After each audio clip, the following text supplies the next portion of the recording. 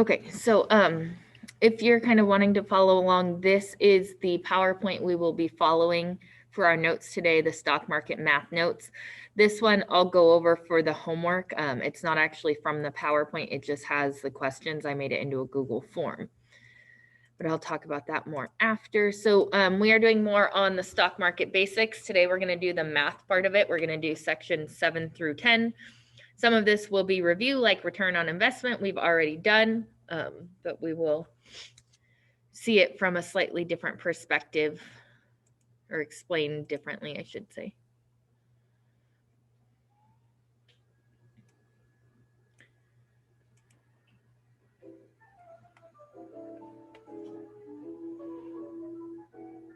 ROI helps investors evaluate the performance of an investment and compare it to the performance of their other investments.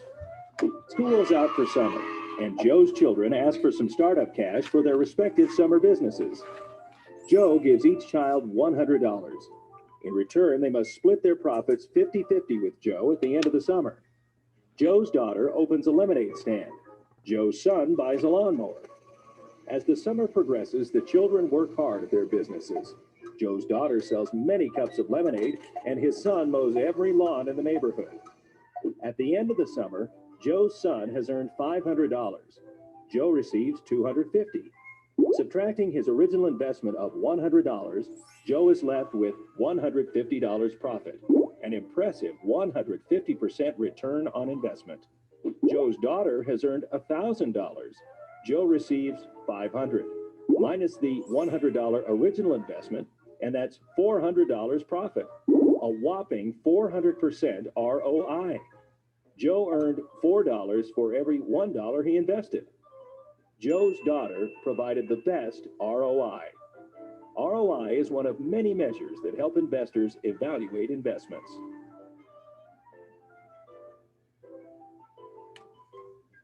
All right, so we've already been doing that, so that was just a quick little reminder. So these are the steps. So say you calculate the increase. So say you buy 15 shares of Aromathon stock, and each share is $20. So 15 times 20 is $300. So you spent $300. 2 years later, the share prices has grown to $30. So your value has now increased. So 15 shares times 30 is $450. So your stock increased $150 in value. So the ROI here, then the 150, the increase divided by the original investment of 300, which is 50%. All right. So what are dividends? There are two ways to make money with stocks. You could sell your stock and get a return on the investment, or you can get dividends. So again, two ways to make money from stocks: selling them and hopefully getting a positive return. They're worth more than you bought them for, or dividends. Dividends is a sum of money paid regularly by a company to its shareholders out of its profits. So this is slightly different than the definition in the book, but it's the same idea. A company makes profits, they get, and so then they share part of those profits with its stockholders in forms of dividends.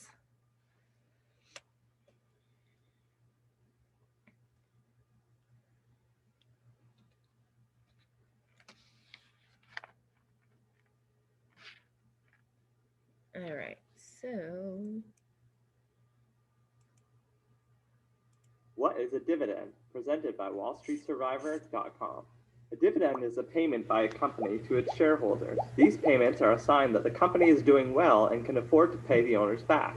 Here's Don. Don has a design company called Don Studio. Don Studio has been around for 10 years and has really hit its stride lately by creating some killer websites for some huge clients. 3 years ago, Don raised some money to grow his business by issuing stock to investors. His company has 10 investors who each invested $10,000 and were rewarded with 1 share in return.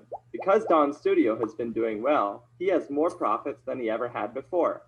Now Don has two choices. He can reinvest the profits into the company's growth, or he can reward his shareholders by paying them dividends as a kind of thank you for taking on the risk of investing. This reward encourages the now happy shareholders to keep the company's stock and also makes the stocks more attractive to new investors and therefore more valuable. In the real world, companies that pay dividends use a mixture of both these methods. Dividends are usually paid out quarterly. Not every company pays dividends though. Generally, a company that is new or in the growth stage of its life needs all of the cash it can get its hands on to fund its growth. Companies that do pay out dividends are usually large, mature companies, but there are exceptions to the rule. You can see if a company has issued dividends in the past by looking at the company's div yield section on the quote page. So how do you know if investing in a dividend stock is right for you? Well, if you are more interested in a stable, regular income than investing in the next big thing, then dividend investing is probably right for you. But in general, everyone should own at least a few dividend-paying stocks in their portfolio. Experiment by buying dividend stocks on Wall Street Survivor today. Okay, so it's just kind of like I said, a different perspective with dividends. When a company makes profits, they can either go back into their company or give them out to its stockholders in dividends. By giving them the dividends to their stockholders, it might make the stock more attractive. They may reinvest that money. The stock price may go up. So it has its benefits. So the dividend yield is a financial ratio that shows how much a company pays out in dividends each year relative to its share price.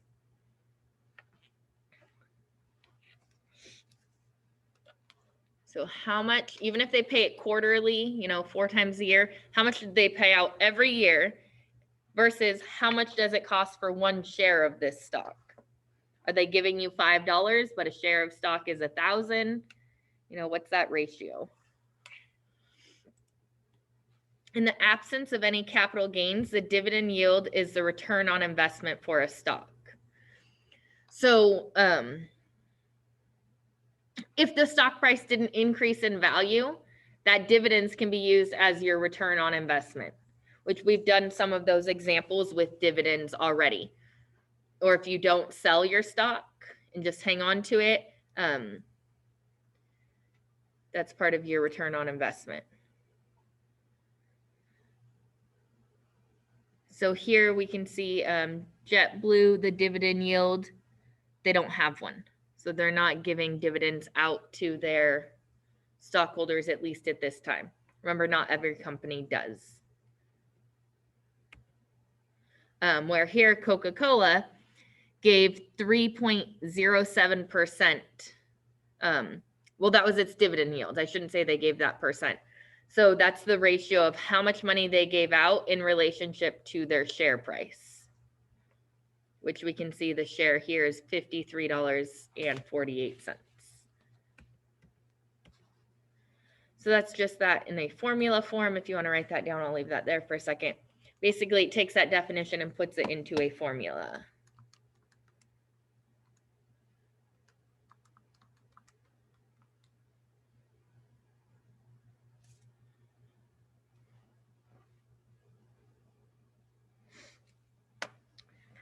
I just did the math real quick here. So the dividend yield on this Coca-Cola share of $53.48, you'd get $1.64 for every share, which isn't a lot of money, but you're not doing anything for it, and any gain is better than nothing. And if you had 10 shares, then yeah, that can start adding up. All right.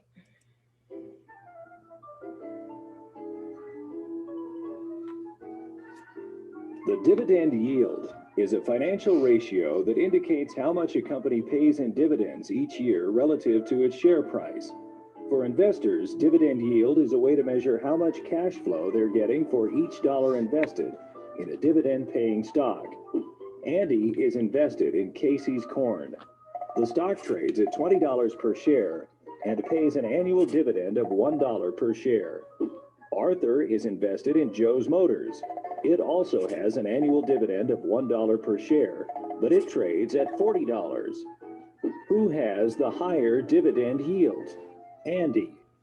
Casey's Corn has a dividend yield of 5% compared to the 2.5% for Joe's Motors. While Arthur and Andy both get the same amount in dividends per year, Arthur is getting less return for the money he invested because he paid twice as much for his shares. However, dividends aren't the only way in which a stock can generate returns for investors. Gains in a stock's price can also create profits for investors. This is why stocks with less growth potential are more likely to offer higher dividend yields to their investors than stocks with a high growth potential and therefore a high chance to create returns through price appreciation. Also, dividends aren't guaranteed. A company can decide to reduce or eliminate its dividend in times of financial hardship. Therefore, the dividend yield is only one of many factors that should be considered when choosing a stock.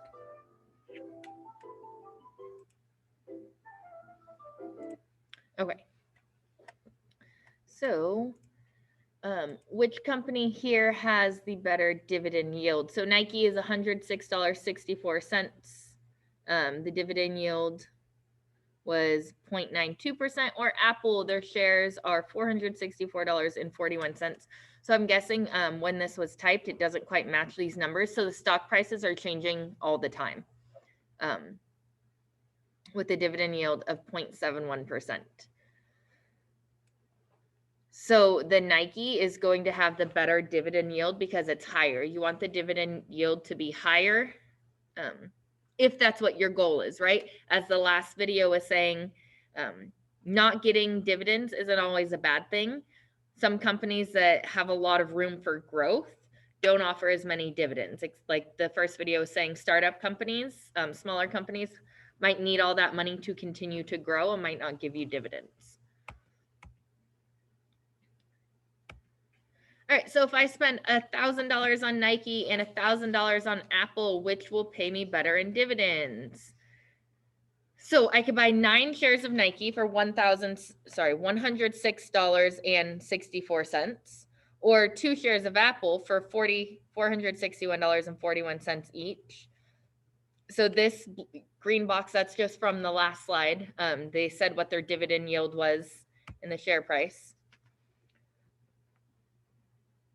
So the share price times the dividend yield, $9.81 for Nike, times your 9 shares. Apple, you'd multiply that by your 2 shares. So here, Nike would be the better option, which we already saw from the last one, because their dividend yield was higher. So it's going to give you more money in the end.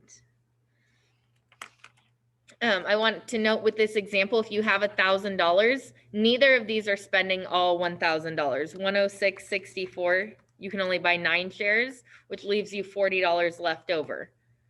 At Apple, if you can only buy 2 shares, that leaves you almost $80 left over. So that's just how much you had to spend, and then you have to work within that dollar amount. All right, the PE ratio is a company's share price divided by its earnings per share.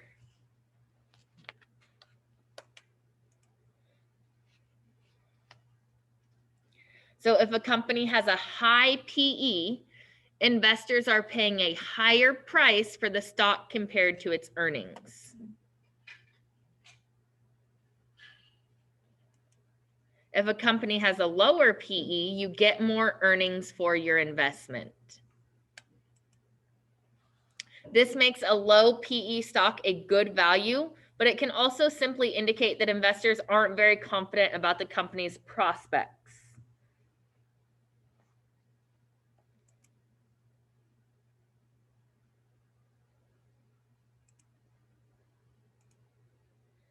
So you can see here the PE ratio for General Electric is 70.43.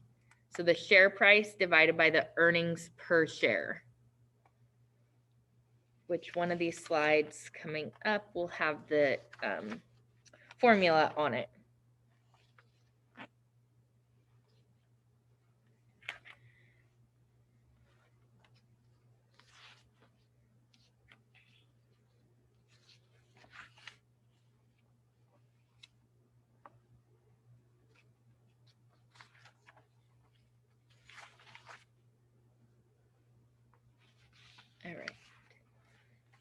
So this next one is a video on the PE ratio. So again, share price divided by earnings per share. So price over earnings ratio. What is PE ratio? Presented by WallStreetSurvivor.com. The price to earnings ratio, or PE ratio as it's better known, is one of the most important tools for determining if a stock price is overvalued or undervalued. The price to earnings of a stock is its market price divided by its earnings per share. Here's Tim's Toolshed, a fictional publicly traded company that manufactures and sells power tools. Its current market price is $20 and they currently have 2 million shares in the market. Every quarter, Tim's CFO must let the company's investors know the financials. This quarter, Tim's Toolshed reported $1 million in earnings. Potential investors want to know if Tim's Toolshed is an attractive investment. To do so, they calculate PE ratio. To calculate the PE ratio, they take the market price and divide it by the earnings per share. Well, what does a PE ratio of 40 mean? This ratio means that investors will pay $40 for every $1 Tim's Toolshed earns. PE ratio is best used when comparing two companies in the same industry. If Tim's Toolshed has a PE ratio of 40, but the Tool Hut has a PE ratio of 30, then the Tool Hut is relatively undervalued. Different industries have different PE ratios. Typically, companies in the tech industry have higher PEs, while industrial stocks have lower ones. The price to earnings ratio is only one way of evaluating a company. To learn about some more, head over to the Learn Center at WallStreetSurvivor.com. Okay, so as I said, the PE ratio is one way to compare, and different industries have different kind of normals, or average, I should say, more than normal. So you don't want to compare, as they were saying, like the tool company with techs with their PEs. But the lower the PE, the better. And take that with a grain of salt. Be cautious. Obviously, as the last slide before the video said, it can also indicate that they aren't very confident. Investors aren't confident in that company. But a lower PE means you get more earnings for your investment. So the company share price divided by the earnings per share. So if a company share, if it costs $40 for one share of this stock and their EPS, earnings per share, is $1.50, then their PE ratio is $26.67.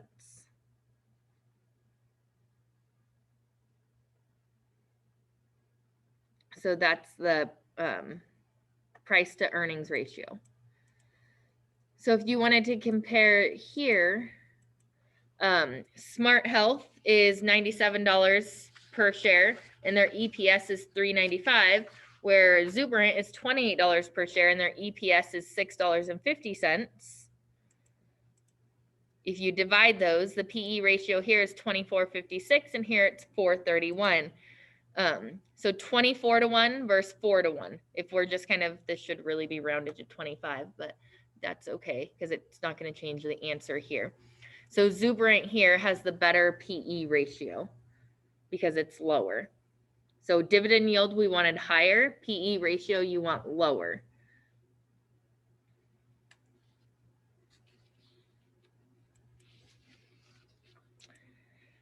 And then the market capitalization, another thing to look at is the total dollar market value of all of a company's outstanding shares.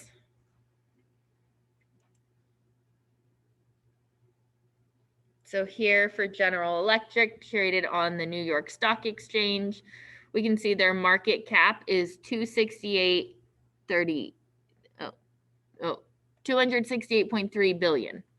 That's a B, not an 8. Sorry, I was slightly confused.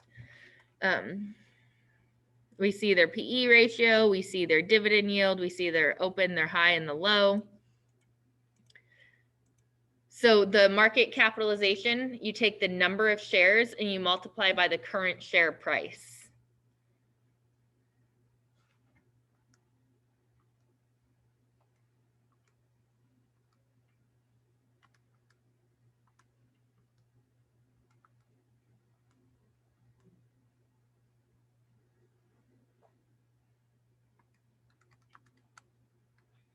Or on the other side, if you wanted to get the current share price, you can kind of manipulate that equation. So the market cap divided by the number of shares.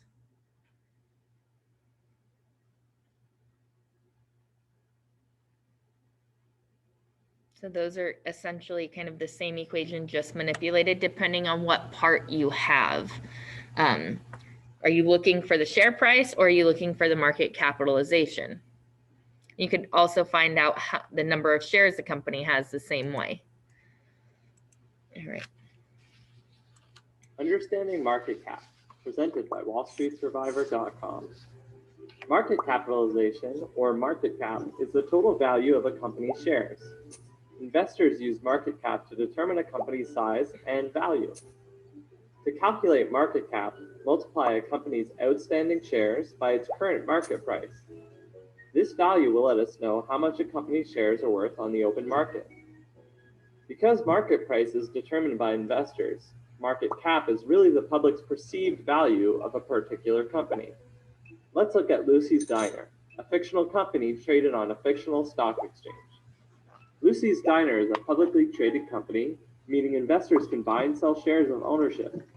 Lucy's Diner has 100,000 shares outstanding, meaning there are 100,000 shares in the marketplace. Lucy's Diner is currently trading at $50 on the exchange. Therefore, its market cap is 100,000 times 50 for a total of 5 million. Since market cap represents value, we now know that Lucy's Diner has a value of $5 million. Companies are grouped together by market cap size. Companies with a value of less than $2 billion are considered small cap. Companies with a market cap between $2 and $10 billion are mid-cap companies. And companies with a market cap greater than 10 billion are referred to as large cap companies. Market cap is most useful when comparing stocks, whether qualitative or quantitative, technical or fundamental. Companies should always be compared against companies of a similar size. ExxonMobil has held the title for most valuable company throughout most of the 2000s, although recently Apple has overtaken them. It's up to you to figure out which company will be the most valuable in the future. Trade for free at WallStreetSurvivor.com today. Understanding market cap. Sorry. Okay. So again, just kind of explains it a little bit differently. So to do the math for market cap, if a Busy Phone's closing price was $6 per share and it has 903,000 shares outstanding, so that's how many shares are out there being traded, their market cap is 5,418,000. Take the 6 and multiply by the 903 there. Oh, yeah, those came up after, sorry. So you can see we already wrote that equation down, but you're multiplying to get the market cap. Similarly, if you want to find the current share price, if you know Pan Flash's market cap is 315,000 and it has 63,000 shares, well, if you divide that, that tells you that it costs $5 per share.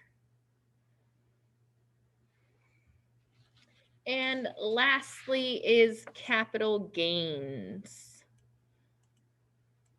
So capital gains, what are they? They're the increase in the value of a capital asset that gives it a higher worth than the purchase price.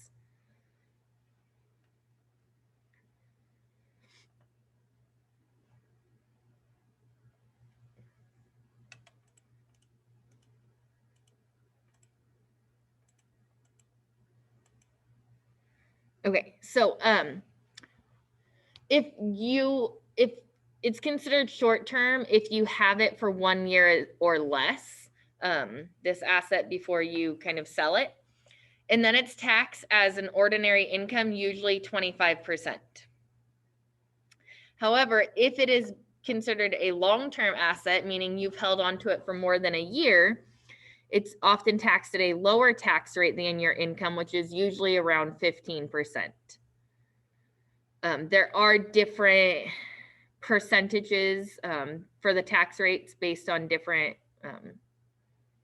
industries, kind of what it was and the profit, etc.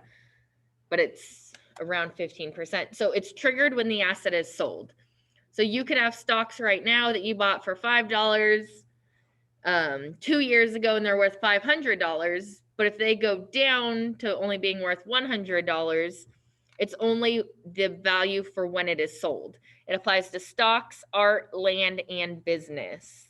So it's not just the stock market. Capital gains, I know I use this term, the book used it when we were talking about owning a home and real estate. If you, like some people flip houses and then sell them, they have to pay capital gains taxes. One thing with homes, and I know we're talking about stock market right now, is you're often excluded from capital gains taxes if it was your primary residence and you sell it. There are some stipulations, like you lived there for 2 years out of the last 5 years, you made less than $500,000 if you were married. But so there's a bunch of different like technicalities that fall under these. So just beware. There's also ways to get around it. Like if you sell real estate or businesses and then reinvest in that same market, there are some ways to kind of deter some of those taxes. All right. So last example here, assume you're in the 25% bracket. So that's your tax bracket.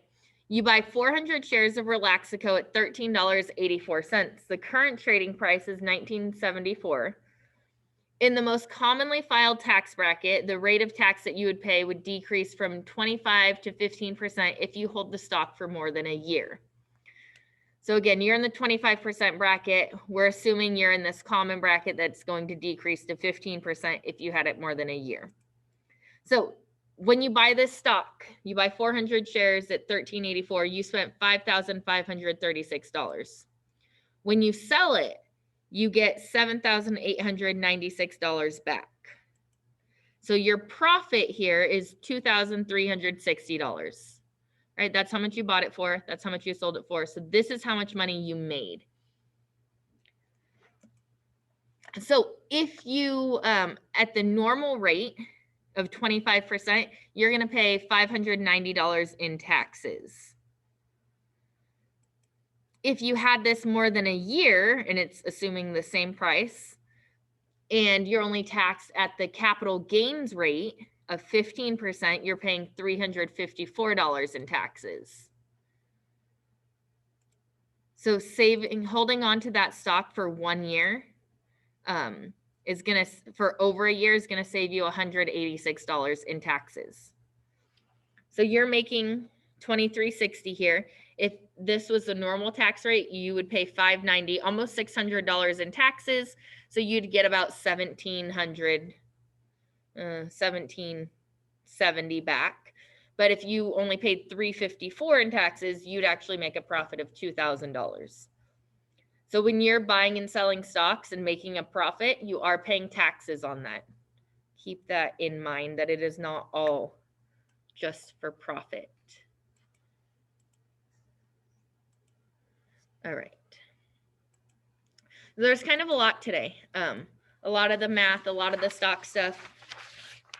There's some of this on your quiz on Friday, not Thursday, I apologize. But the notes are there for you to reference. Hopefully the videos, like I said, I try to explain that, but then I think it's nice to have a different explanation, some of them with the visuals. So your homework tonight is right here. It's the stock market math problems. It is on a Google form. You type in your answer, round to one decimal place, round to one decimal place. That's the only multiple choice. This one down here is 6A, 6B, 6D, or 6C and 6D. These are all referring to this same problem. That's why I numbered them that way. If you go here to this PowerPoint, it gives you some of these formulas all in one spot. You hopefully just wrote them down. And then it also has the problems. It wasn't a PowerPoint form, and that's how it was done last semester, but I decided to make it a Google form because I just thought it was easier to type and grade the answers in there than reading all through these. And I cut the last problem out. So This is just for reference if you need these formulas or anything, but you can also go back to the notes from today. Any questions?